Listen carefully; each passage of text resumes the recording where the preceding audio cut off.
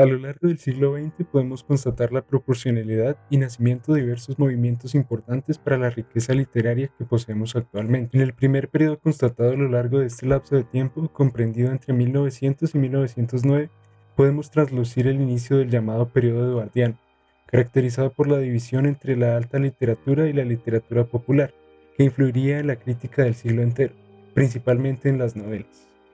Como uno de los primeros y más importantes movimientos de este siglo, podemos encontrar el expresionismo, oriundo de Alemania. Presentaba como característica principal la revelación del lado pesimista de la vida, generado por las circunstancias históricas del momento. Intentaba demostrar la importancia e intensidad de la expresión de los sentimientos y las sensaciones propias del autor hacia la realidad objetiva. El fin es potenciar el impacto emocional del espectador distorsionando y exagerando los temas.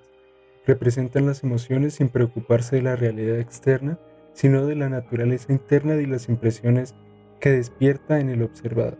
Como movimiento consecutivo podemos converger en el cubismo, postulado en Francia en el año 1907.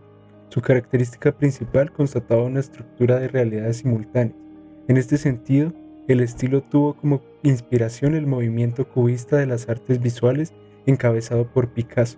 Los cubistas demostraban más interés en el panorama interno individual que en los eventos que ocurrían en el panorama externo de un mundo objetivo.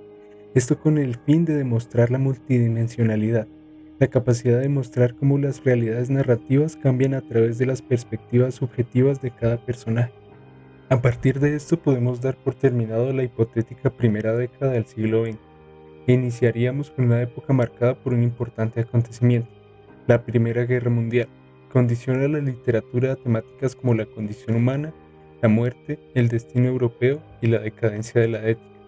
Este conflicto provocó la pérdida de vidas a gran escala, no solo de militares, sino también de la población civil. Además, causó una seria crisis económica en Europa. El fin de esta certeza se tradujo artísticamente en el origen del movimiento denominado vanguardismo, una serie de movimientos cuya cualidad común era la expresión verbal y el uso de diferentes artes.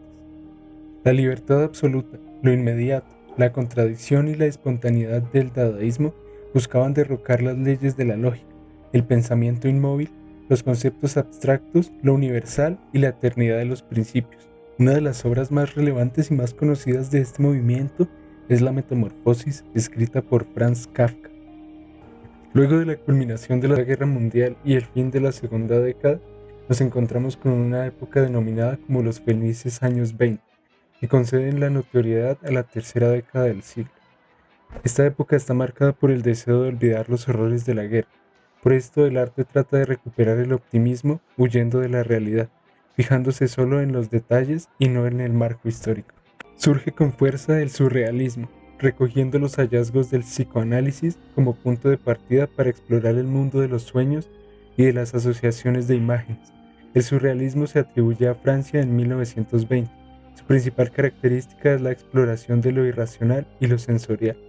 Como sucesos característicos de la cuarta década del siglo XX, podemos resaltar el ascenso del nazismo en Alemania.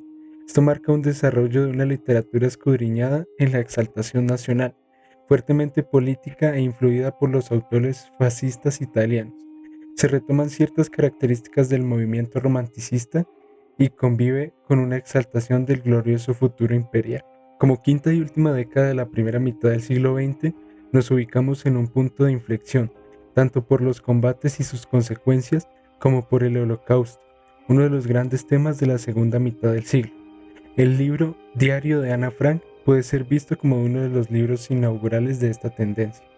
Además, en España, el conflicto global llega atenuado, aún con las cicatrices de la guerra civil. En esta época también surge un movimiento importante denominado existencialismo. Sus autores se centraron en el análisis de la condición humana, la libertad, la responsabilidad individual, las emociones y el significado de la vida. El existencialismo centraba su atención en las cuestiones propias del hombre, de su ser y en resolver los problemas referentes a su realidad. Se postula una de las premisas más importantes para la filosofía y la literatura. No solo la razón descubre la realidad, también sentimientos básicos como la angustia y la frustración lo descubren.